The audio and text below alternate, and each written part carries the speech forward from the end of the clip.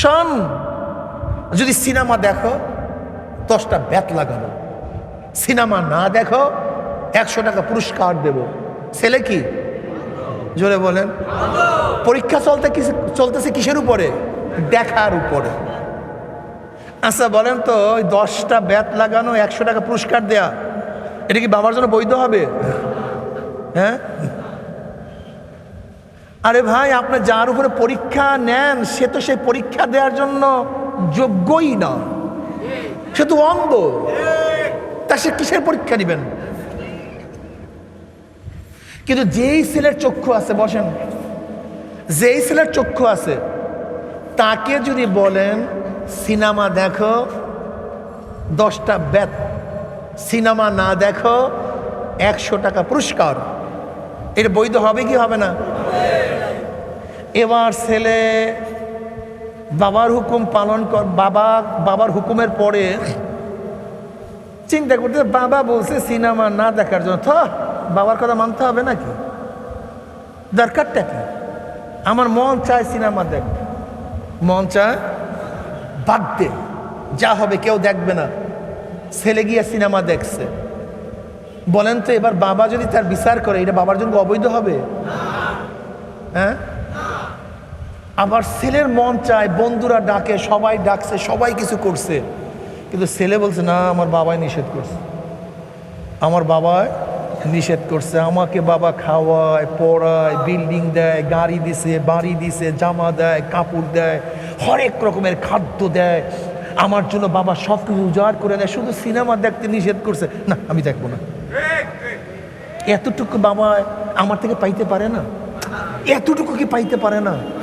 জি, বাবা আমার জন্য সব কিছু দিয়ে দিছে, সব কিছু, বাড়ি গাড়ি ঘর বাড়ি সব সব তোর, শুধু বলছে সিনেমাটা দেখিস না, তোরই ফায়দা হবে, তোরই লাভ, খসরাত দুনিয়া, এতে তোর চরিত্র নষ্ট হবে, ঘুম উজাগার হবে, তুই বিভিন্ন খারাপ কাজে লিপ্ত হয়ে যাবি, তোরই লাভ, দেখিস না।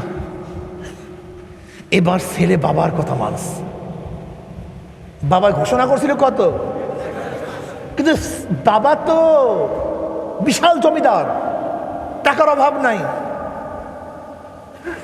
ছেলে বাবার কথা মানছে, এমন খুশি হয়েছে বাবা, বলতেছে আমি দেখছি তোর বন্ধু তোকে ডাকছে, আমি দেখছি তোর মন চাইছে, আমি দেখছি তোর পেরেশানি আসছে, সব কিছু আমি দেখছি, লেকিন তুই আমাকে শ্রদ্ধা করে সম্মান করে আমার হুকুম মানছস, তোকে 100 টাকা না,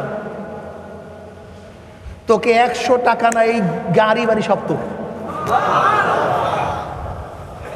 এই বাগান সব তোর, আমার সম্পত্তি সব তোর, সব নে, তুই আমার কথা মানস।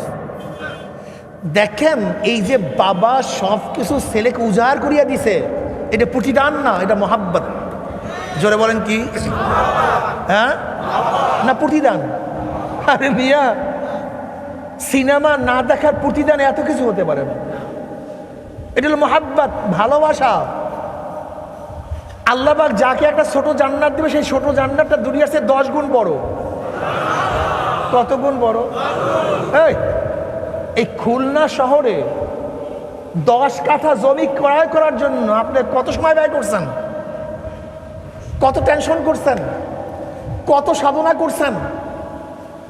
খুলনার 10 কাঠা জমি ক্রয় করার জন্য যেই পরিমাণে সাধনা করছেন, বলেন তো আজীবন নামাজ পড়লো সেই পরিমাণ সাধনা হয়? সেই পরিমাণে কষ্ট হয়? হ্যাঁ? তাহলে 10 কাঠা জমির জন্য এত সাধনা, এত কিছু, আর আল্লাহ পাক ছোট একটা জান্নাত যাকে দেবে, সেই জান্নাতটা দুনিয়ার চেয়ে 10 গুণ বড়, এইটা কোনো বিনিময় হতে পারে না, এটা বিনিময় হতে পারে না, এটা বিনিময় হতে পারে। গোটা জান্নাতের জমিনটা মেশক এবং আম্বারের দ্বারা হয়ে যাবে। জান্নাতের মধ্যে হাজার হাজার তলা বিশিষ্ট বিল্ডিং হবে, এক একটা বিল্ডিং এর ইট হবে স্বর্ণের, এক একটা ইট হবে রূপার, জাওয়াহিরের দ্বারা গাঁথনি হয়ে যাবে। নবী আলাইহিস সালাতু ওয়াস সালাম ফরমান, জান্নাতের মধ্যে একটা গাছ হবে এত বড়, চলন্ত দ্রুতগামী একটা ঘোড়া 40 বছর যদি ছায়ার মধ্যে ঘুরতে থাকে, সেই জান্নাতের গাছের ছায়া শেষ করতে পারবে না। কোরআনের মধ্যে কি আসছে? কুতুফুহা দানিয়া কুলু ওয়াশরাবু হানিয়াম বিমা আসলাফতুম ফিল আইয়ামিল খালিয়া। সেই জান্নাতের গাছগুলি ফলযুক্ত হবে, ফলগুলি নিচে ঝুঁকানো থাকবে, কাছাকাছি থাকবে, দানিয়া।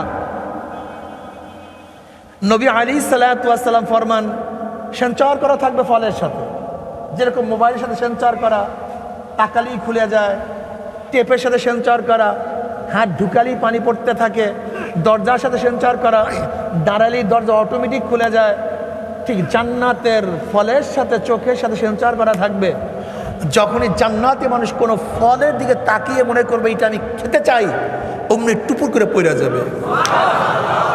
কুতুফুহা দানিয়া কুলু ওয়াশরাবু হানিয়াম বিমা আসলাফতুম ফিল আইয়ামিল খালিয়া। পান কর।